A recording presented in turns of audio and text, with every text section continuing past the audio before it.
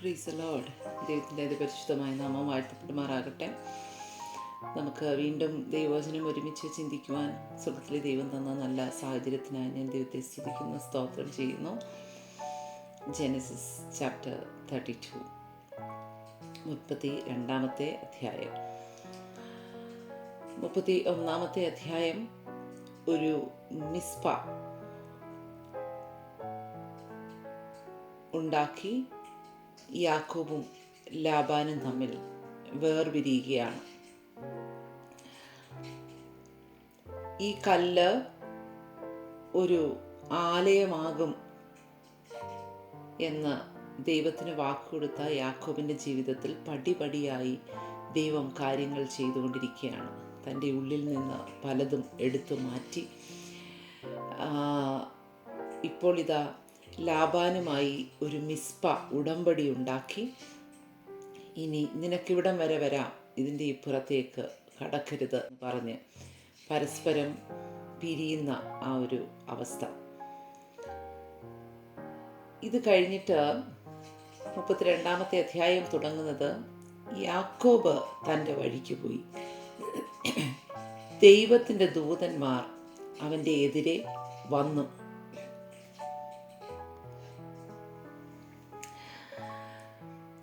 അപ്പോൾ ലാബാൻ്റെ വഴിക്ക് പോയി, യാക്കോബിൻ്റെ വഴിക്ക് പോയി.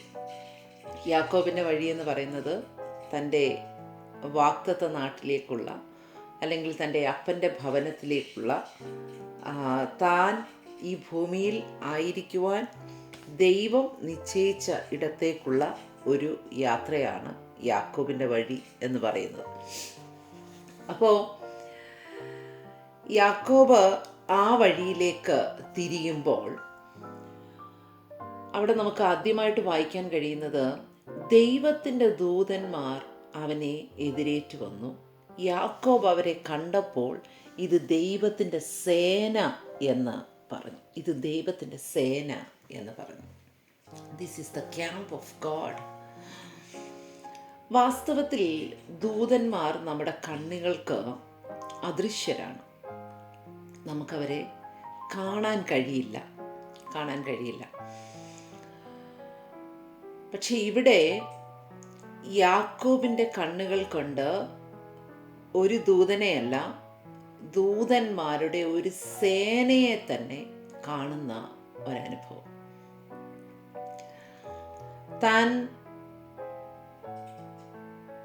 തൻ്റെ ജീവിതത്തിൻ്റെ സൂര്യൻ അസ്തമിച്ച സമയത്ത് ബഥേലിൽ വെച്ച്, ലൂസിൽ വെച്ച് ദൂതന്മാർ കയറുകയും ഇറങ്ങുകയും ചെയ്യുന്ന ഒരു ഗോവേനി സ്വപ്നം കണ്ട വ്യക്തിയാണ്. അന്നതൊരു സ്വപ്നമായിരുന്നു. പക്ഷേ അവൻ തൻ്റെ അപ്പൻ്റെ ഭവനത്തിലേക്ക് മടങ്ങുമ്പോൾ ഇതാ അവൻ്റെ അക്ഷരീകമായ കണ്ണുകൾ കൊണ്ട് അവൻ ദൂതന്മാരുടെ ഒരു സേനയെ തന്നെ കാണുകയാണ്. ഇവിടെ ദൂതന്മാരെ കാണുമ്പോൾ ഗോവേണിയിൽ കയറുകയും ഇറങ്ങുകയും ചെയ്യുന്ന ദൂതന്മാരായിട്ടല്ല, ഒരു സേന എന്ന് പറയണമെങ്കിൽ നിശ്ചയമായിട്ടും അവരെ ആയുധധാരികളായി കണ്ടിരിക്കണം. ഒരു സൈന്യമായി തൻ്റെ മുമ്പിൽ നിൽക്കുന്ന ദൂതന്മാരെ യാക്കോബ് കാണുകയാണ്. ഇത് വാസ്തവത്തിൽ എന്തുകൊണ്ടായിരിക്കാം ദൈവം അത് അനുവദിച്ചത്? യാക്കോബിനെ ദൈവം ധൈര്യപ്പെടുത്തുകയാണ്. കാരണം ഇതുവരെ യാക്കോബിൻ്റെ ഉള്ളിലുണ്ടായിരുന്ന ഭയം ലാബാനായിരുന്നു. ഇനിയിപ്പോൾ ലാബാനെ ഭയക്കേണ്ടെന്ന കാര്യമില്ല. ഇനിയിപ്പോൾ യാക്കോബിൻ്റെ മുമ്പിലുള്ള ഭയം ഏശാവാണ്. കാരണം ഏശാവിനെ വിട്ടുപിരിയുമ്പോൾ നീണ്ട 20 വർഷങ്ങൾക്ക് മുമ്പ് ഏശാവിൻ്റെ അധരത്തിൽ നിന്ന് താൻ കേട്ട ഏറ്റവും അവസാനത്തെ ശബ്ദം ഞാൻ യാക്കോബിനെ കൊല്ലും എന്നുള്ളതാണ്. ഇസ്ഹാക്ക് മരിച്ചു കഴിഞ്ഞാൽ ഞാൻ യാക്കോബിനെ കൊല്ലും എന്ന് ഉറച്ച തീരുമാനമെടുത്ത തൻ്റെ ജ്യേഷ്ഠ സഹോദരനായ ഏശാവിനെ യാക്കോബിന് ഭയം തോന്നാൻ സാധ്യതയുണ്ട്. അതുകൊണ്ട് തന്നെ ദൈവം യാക്കോബിൻ്റെ മുമ്പിൽ ദൂതന്മാരെ വെളിപ്പെടുത്തുകയാണ്. ദൈവം മൗനമായി യാക്കോബിനോട് പറയുകയാണ്, യാക്കോബേ, നീ ഒറ്റയ്ക്കല്ല, നിനക്ക് മുമ്പായി നിന്നോടൊപ്പം ദൈവത്തിൻ്റെ ഒരു സേന യാത്ര ചെയ്യുന്നുണ്ട്. ഒരു സേന യാത്ര ചെയ്യുന്നുണ്ട്. ദൂതന്മാരെ കണ്ട സ്ഥലത്തിന് മഹനീയം എന്ന് അദ്ദേഹം പേരിടുകയാണ്. ദൂതൻ്റെ സേന, ദൂതന്മാരുടെ സംഘം തന്നോടൊപ്പമുള്ള, താൻ അവരെ കണ്ടുമുട്ടിയ ആ ഇടം, അതിനായി ഹല്ലേലൂയ, സ്തോത്രം. ഇത്തരമൊരു കാഴ്ചയ്ക്കായി നമുക്ക് ദൈവത്തിന് സ്തോത്രം ചെയ്യാം. ഞാനിതിനെ ഇങ്ങനെയും കൂടെ ചിന്തിക്കാനായിട്ട് ആഗ്രഹിക്കുകയാണ്. ഒരു സ്വപ്നത്തിൽ മാത്രം ദൂതനെ കണ്ടിരുന്ന യാക്കോബിൻ്റെ കണ്ണുകളുടെ കാഴ്ച, അല്ലെങ്കിൽ അകത്തെ കണ്ണ് ഇത്രമാത്രം തുറക്കത്തക്ക വിധത്തിൽ അവൻ്റെ ജീവിതത്തിൽ ദൈവം പല കാര്യങ്ങൾ ചെയ്തു കഴിഞ്ഞു. പ്രത്യേകിച്ച് അവൻ്റെ ജീവിതത്തിലുണ്ടായ ആ മിസ്പ അവൻ്റെ കണ്ണുകളെ തുറക്കുവാനായിട്ട് ഇടയാക്കി. ഹല്ലേലൂയ, ഹല്ലേലൂയ, സ്തോത്രം.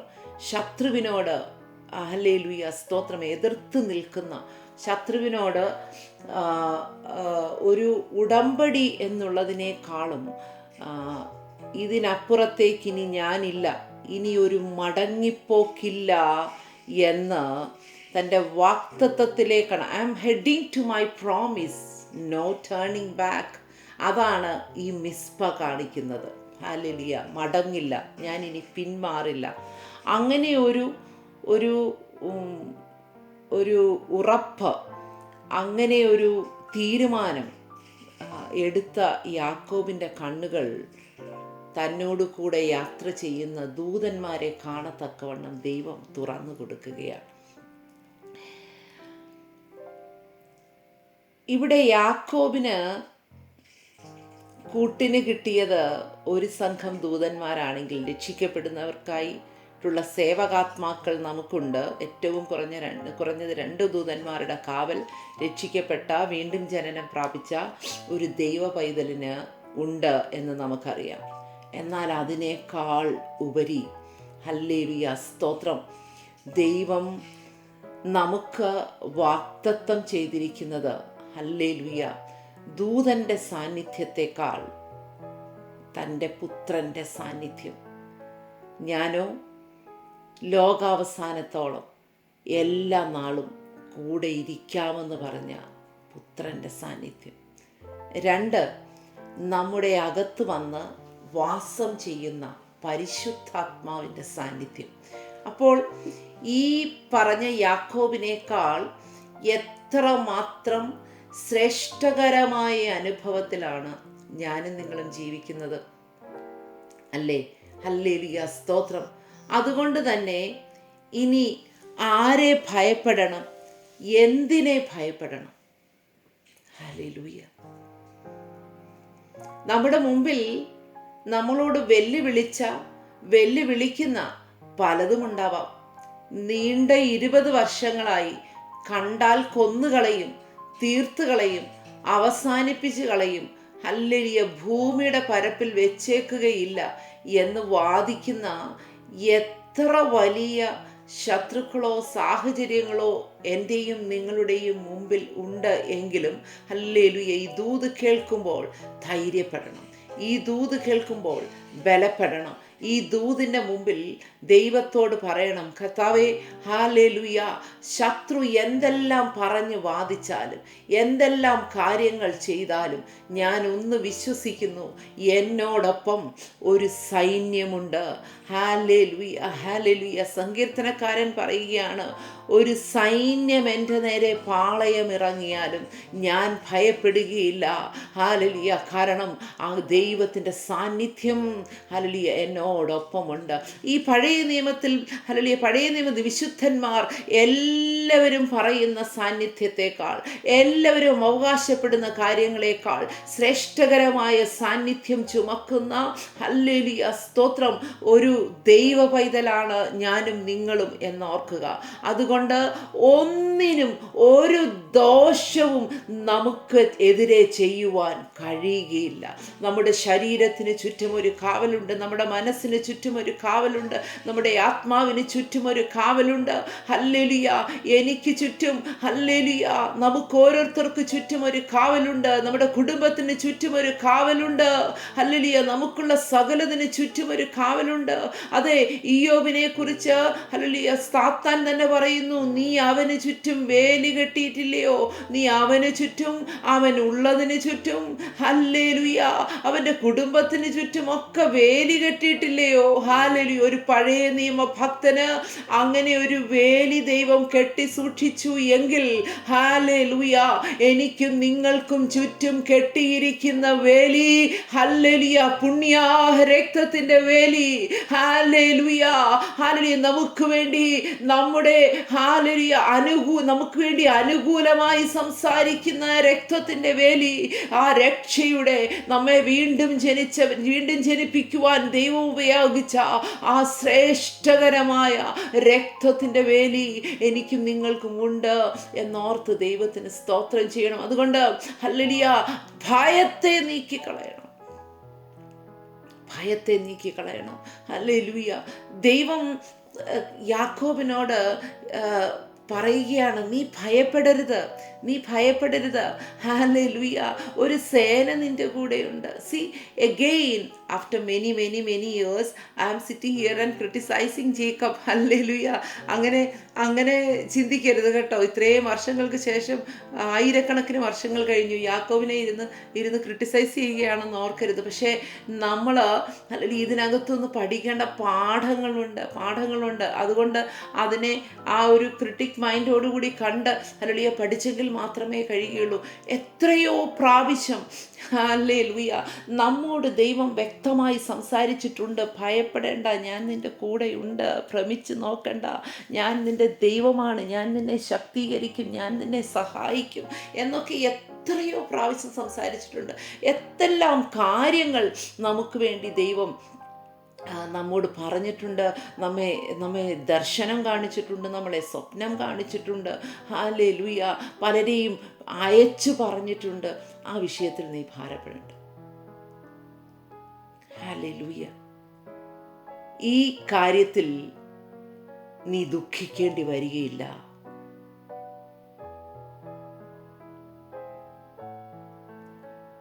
ഇതിനകത്തൊരു പൂർണ്ണ ജയം നിനക്കുണ്ട്. നീ പ്രാർത്ഥിക്കുന്ന ഈ വിഷയത്തിനകത്തെ നന്മ നിന്റെ കണ്ണുകൊണ്ട് കണ്ട ശേഷമല്ലാതെ നീ ഭൂമിയിൽ നിന്ന് മടങ്ങില്ല.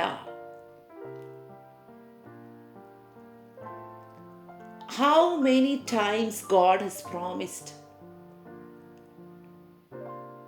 maybe through the word or through a dream or a vision or through a prophet,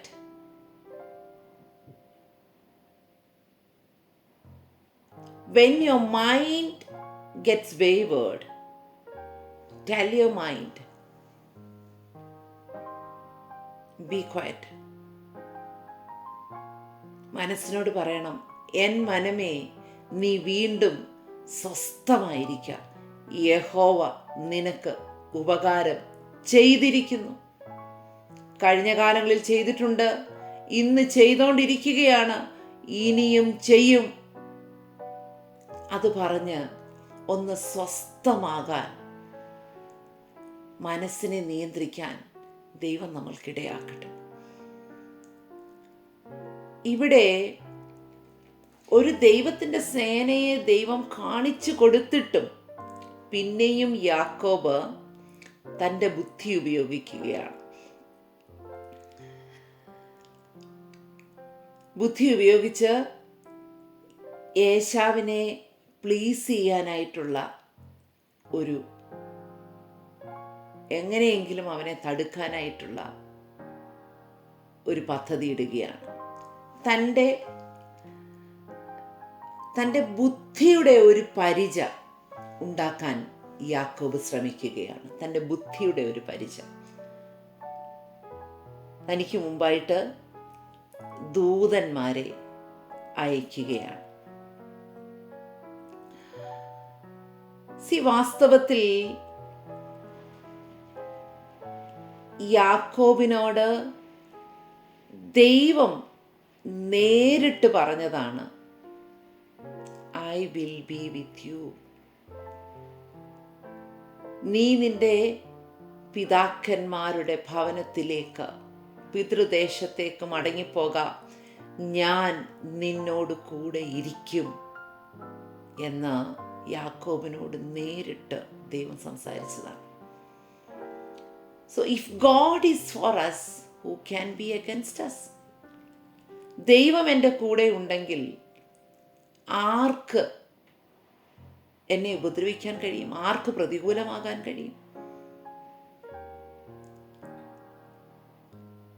ഇനി അത് പോരാഞ്ഞിട്ട് തന്നോടൊപ്പം യാത്ര ചെയ്യുന്ന, തനിക്ക് മുമ്പായി യാത്ര ചെയ്യുന്ന ദൈവത്തിൻ്റെ ദൂതന്മാരെ കണ്ണുകൊണ്ട് കാണത്തക്കവണ്ണം ദൈവം വെളിപ്പെടുത്തി കൊടുത്തു. അപ്പോഴെങ്കിലും യാക്കോബ് ധൈര്യപ്പെട്ട് മുമ്പോട്ട് പോകണമായിരുന്നു. ഏശാവിനെ മീറ്റ് ചെയ്യാനായിട്ടുള്ള ആ ഒരു ധൈര്യം യാക്കോബ് കാണിക്കണമായിരുന്നു. ഹല്ലേലൂയ, സ്തോത്രം. അതിനു പകരം ഞാൻ മുമ്പേ പറഞ്ഞതുപോലെ യാക്കോബ് തൻ്റെ ബുദ്ധി ഉപയോഗിക്കുകയാണ്.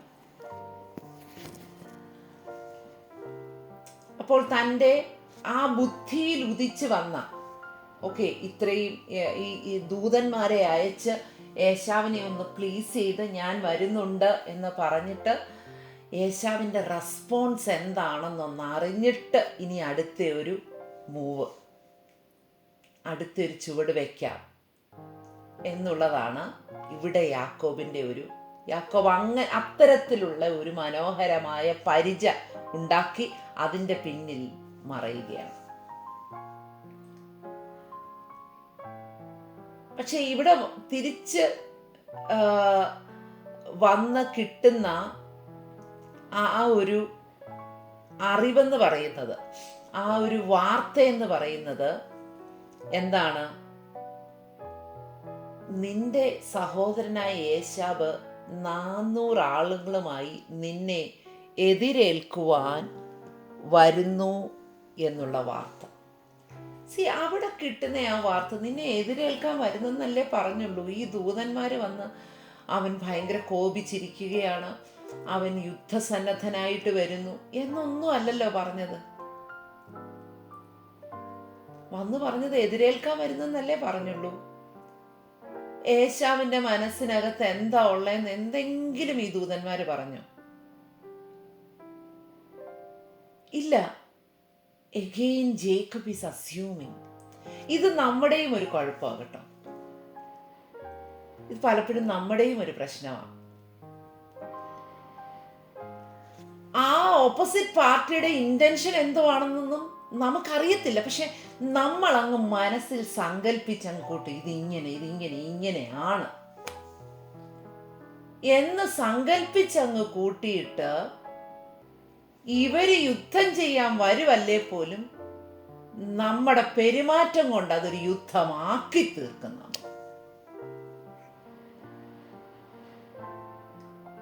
വാസ്തവത്തിൽ ഒരുപക്ഷെ അവരുടെ ഹൃദയത്തിൽ അങ്ങനെ ഒരു ചിന്ത പോലും ഉണ്ടാവില്ല.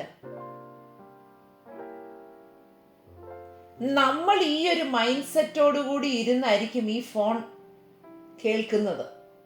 അപ്പം നമ്മൾ അങ്ങ് ഉറപ്പിക്കും, കണ്ടോ അവരിത് പറഞ്ഞു കേട്ടോ, അവർക്ക് അങ്ങനെ തന്നെയാണ്. സത്യമായിട്ട് അവരുടെ ഉള്ളിൽ അങ്ങനെ ഇല്ലെന്നേ. ഇവിടുത്തെ കുഴപ്പക്കാർ നമ്മളാ ഇവിടുത്തെ കുഴപ്പക്കാർ. ഒരു പക്ഷേ ചില വർഷങ്ങൾക്ക് മുമ്പേ നമ്മളും നമ്മുടെ കൂട്ടാളിയും തമ്മിൽ എന്തെങ്കിലും ഒരു വിഷയം ഉണ്ടായിട്ടുണ്ടായിരിക്കാം. അന്നൊരു വെറുപ്പിന്റെ മേളിൽ എന്തെങ്കിലുമൊക്കെ പറഞ്ഞിട്ടുണ്ടായിരിക്കാം. അല്ലെങ്കിൽ തമ്മിലുണ്ടായ എന്തെങ്കിലും ഒരു വിഷയത്തിന് മുമ്പിൽ മക്കളും അപ്പനും ഒക്കെ തമ്മിലൊക്കെ എന്തെങ്കിലുമൊക്കെ സംഭവിച്ചെന്നിരിക്കും. പക്ഷേ ഒരു പക്ഷേ ഇത് അവരുടെ മനസ്സിൽ നിന്ന് എന്നേ പോയിട്ടുണ്ടാകും. പക്ഷെ നമ്മളിപ്പോഴും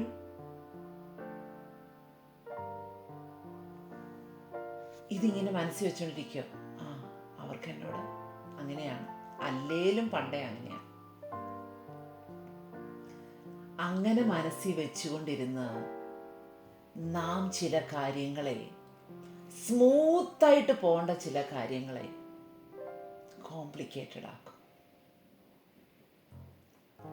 അതിനകത്തുനിന്ന് നമുക്കൊന്ന് രക്ഷപ്പെടണ്ടേ? നമുക്കത് വേണ്ട.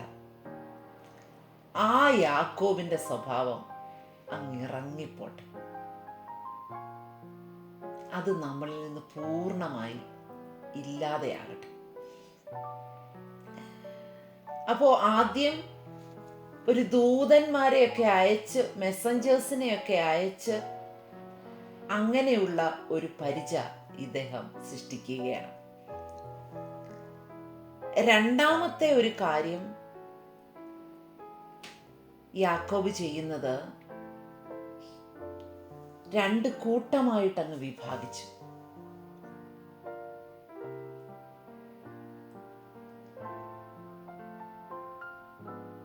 യാക്കോബേ, ഒരു വടിയും കൊണ്ട് നീ അക്കരയ്ക്ക് കടന്നിട്ട് നിന്റെ കയ്യിൽ ഇത്രത്തോളം സമ്പത്തും ദാസിദാസന്മാരെയും ഭാര്യമാരെയും മക്കളെയും എല്ലാം ദൈവം തന്ന് നിന്നെ മടക്കിക്കൊണ്ട് വരുന്നത് ഇതിനെ ഇങ്ങനെ ഏശാവിന്റെ കൈക്കിരയാക്കാനായിരുന്നു എങ്കിൽ നിന്റെ കയ്യിൽ ഇത് ദൈവം തരും. ഏശാവിനെ നശിപ്പിച്ചു കളയാനായിട്ട് നിന്റെ കയ്യിൽ ഈ സമ്പത്തും ഈ ദാസിദാസന്മാരെയും മക്കളെയും ഭാര്യമാരെയും ദൈവം തരുമോ?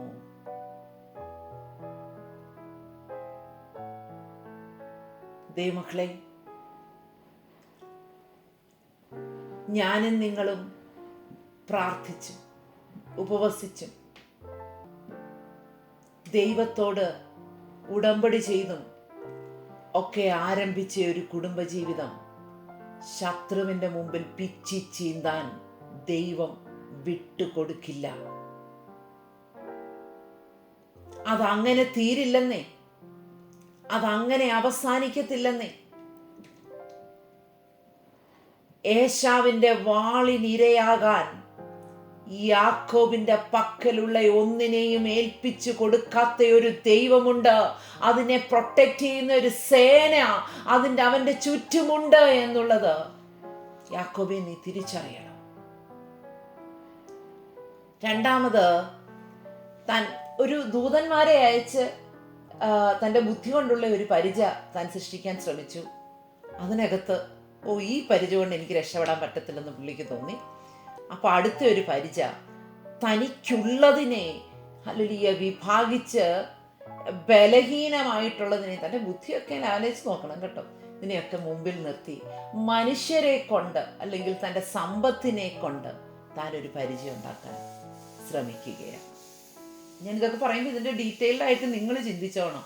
നമ്മൾ എന്തൊക്കെ പരിചയമാണ് ഈ അവിശ്വാസം കൊണ്ട് ഇത്രയും കാലത്തെ ജീവിതത്തിനിടെ ഉണ്ടാക്കി വെച്ചിരിക്കുന്നതെന്ന്. അതെല്ലാം യേശു ക്രിസ്തുവിൻ്റെ നാമത്തിൽ ഉടഞ്ഞു മാറട്ടെ, ഉടഞ്ഞു മാറട്ടെ. സ്തോത്രം.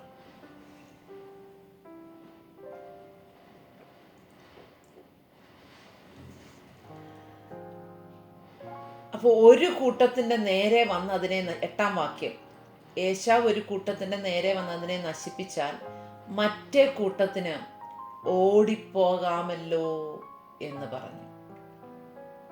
സ്തോത്രം. അങ്ങനെ ഓടിച്ചു കളയാനല്ല യാക്കോബേ നിന്നെ പുറപ്പെടുവിച്ച് കൊണ്ടുവന്നത്. അങ്ങനെ ഓടിച്ചു കളയാൻ വേണ്ടി കൊണ്ടുവന്നതല്ല. സ്തോത്രം. ഇന്ന് ഈ ദൂത് കേൾക്കുമ്പോൾ ഒരു കാര്യം ഉറയ്ക്കണം.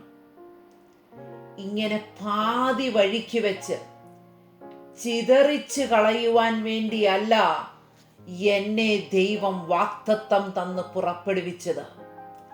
എന്നോട് പോകാൻ പറഞ്ഞവൻ, എഴുന്നേൽക്കാൻ പറഞ്ഞവൻ, ഹല്ലേലൂയ പുറപ്പെടുവാൻ പറഞ്ഞവൻ, കൊണ്ടുചെന്ന് എത്തിക്കാൻ മതിയായ ഒരു ദൈവമാണെന്നോർത്ത് ഇന്ന് ദൈവത്തിന്റെ സന്നിധിയിൽ ഒന്ന് ശക്തിയോടെ ദൈവത്തിന് സ്തോത്രം.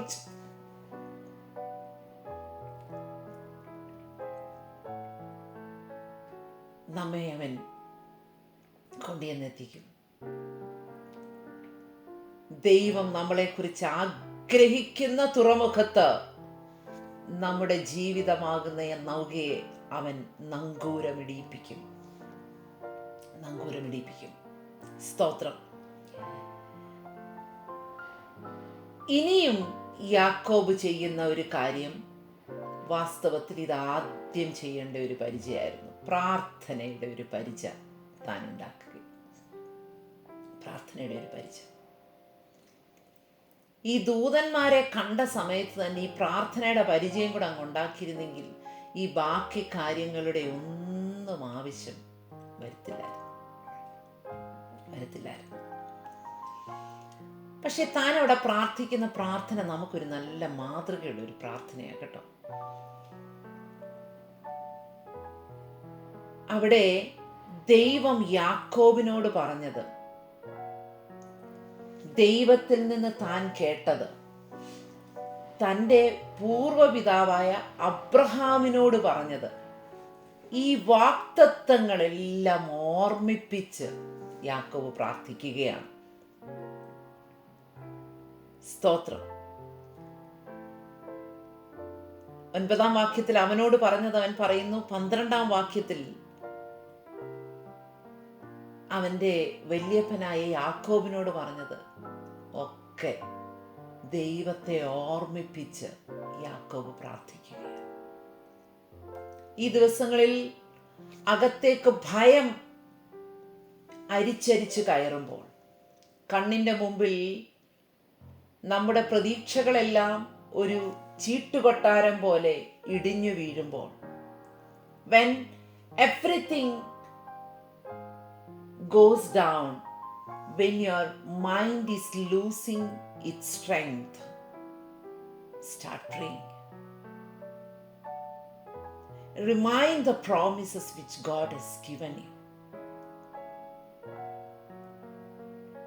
ദൈവം നമ്മളോട് പറഞ്ഞ വാഗ്ദത്തങ്ങൾ, അപ്പച്ച അന്ന് ആ പ്രവാചകനെ അയച്ച് അങ്ങ് എന്നോട് പറഞ്ഞതാണ്.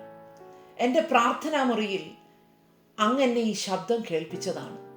ഞാൻ എൻ്റെ കണ്ണുകൊണ്ട് ഈ സ്വപ്നം കണ്ടതാണ്. Bring it to pass. കർത്താവേ, അത് നടത്തിയെടുക്കുമാറാകണമേ എന്ന് നമുക്ക് ദൈവത്തോട് പ്രാർത്ഥിക്കാം. നാം കേട്ട എത്രയോ ദൈവശബ്ദങ്ങളുണ്ട്. ഓർമ്മിപ്പിച്ച് നമുക്ക് നമ്മുടെ മക്കളെക്കുറിച്ച് കേട്ടത്, മരുമക്കളെക്കുറിച്ച് കേട്ടത്, ലേലിയ നമ്മുടെ ജോലിയെക്കുറിച്ച് കേട്ടത്, നമ്മുടെ കുടുംബജീവിതത്തെക്കുറിച്ച് കേട്ടത്, ഹല്ലേലൂയ സ്തോത്രം, നമ്മുടെ ശുശ്രൂഷയെക്കുറിച്ച് ദൈവം നമ്മളോട് പറഞ്ഞത്, നാം കണ്ടത്, ഇതെല്ലാം ഹല്ലേലൂയ ഓർപ്പിച്ച് നമുക്ക് പ്രാർത്ഥിക്കാം. അതൊരു ശക്തമായ പരിചയം. ഈ പ്രാർത്ഥന എന്ന് പറയുന്ന പരിച അല്ലെങ്കിൽ നമ്മുടെ ശരീരത്തിന് മാത്രം ഹല്ലേലൂയ പ്രൊട്ടക്ഷൻ തരുന്ന ഒന്നല്ല, നമ്മുടെ മനസ്സിനും കൂടെ ഒരു പ്രൊട്ടക്ഷൻ തരുന്ന ഒരു കാര്യമായത് കേട്ടോ.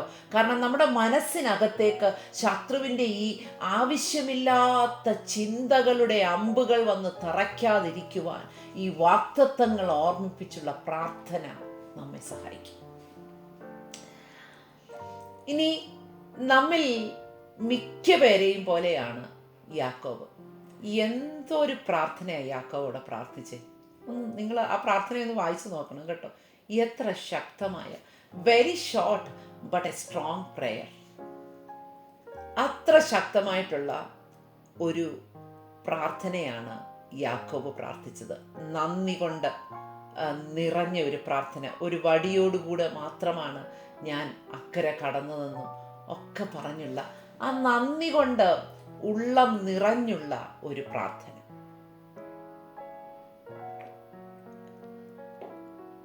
സ്തോത്രം. പക്ഷെ പ്രാർത്ഥിച്ച പായെന്ന് എഴുന്നേറ്റ് കഴിഞ്ഞപ്പം വീണ്ടും ഇവന്റെ ബുദ്ധി പ്രവർത്തിക്കാൻ തുടങ്ങി.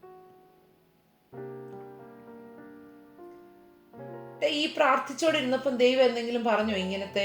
ഇങ്ങനെ ഈ യേശാവിന് ഗിഫ്റ്റ് കൊടുത്തു വിടണം, ആ ഗിഫ്റ്റ് കാണുമ്പോൾ യേശാവിന്റെ ഹൃദയം തണുക്കും, ഇങ്ങനെ വല്ല ആലോചന ദൈവം ആ പ്രാർത്ഥിച്ചോണ്ടിരുന്നപ്പോ പറഞ്ഞോ? പറഞ്ഞില്ലല്ലോ, പറഞ്ഞില്ല.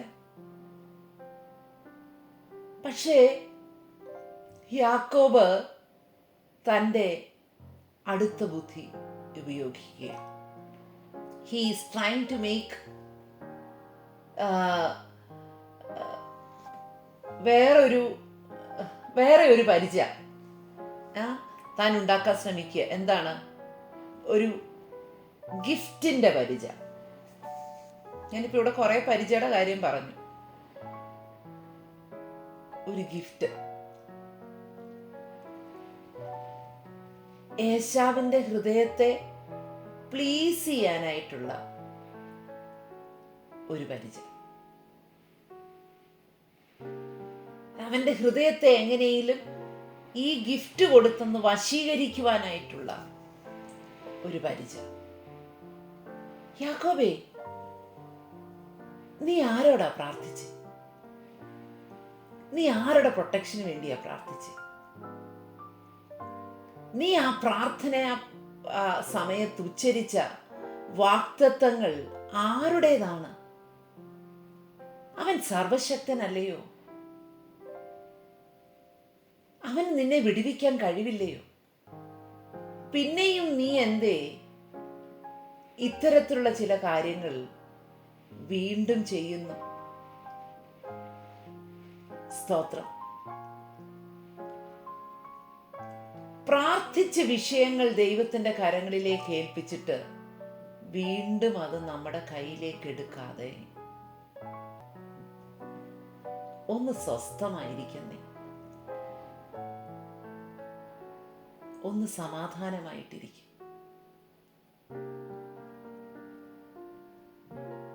നമ്മിൽ പലരും ചെയ്യുന്ന അബദ്ധങ്ങളാണ് ഞാൻ പറഞ്ഞു വരുന്നത്.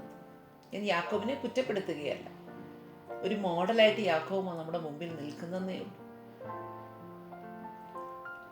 അപ്പോൾ യാക്കോബ് എന്ന് പറയുന്ന കല്ല് ആലയമാകണമെങ്കിൽ ഇനിയും എന്തൊക്കെയോ യാക്കോബിൽ സംഭവിക്കാനായിട്ടുണ്ട്.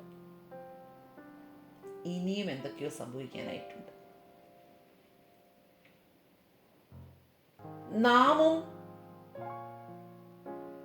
ദൈവത്തിൻ്റെ പരിശുദ്ധാത്മാവ് വസിക്കുന്ന ആലയങ്ങളായിട്ട്, മന്ദിരങ്ങളായിട്ട് ദൈവം നമ്മെക്കുറിച്ച് പ്രതീക്ഷയോടെ കാത്തിരിക്കുമ്പോൾ നമ്മിലും ഇതുപോലെയുള്ള ചിലതൊക്കെ മാറാനായിട്ടുണ്ട്.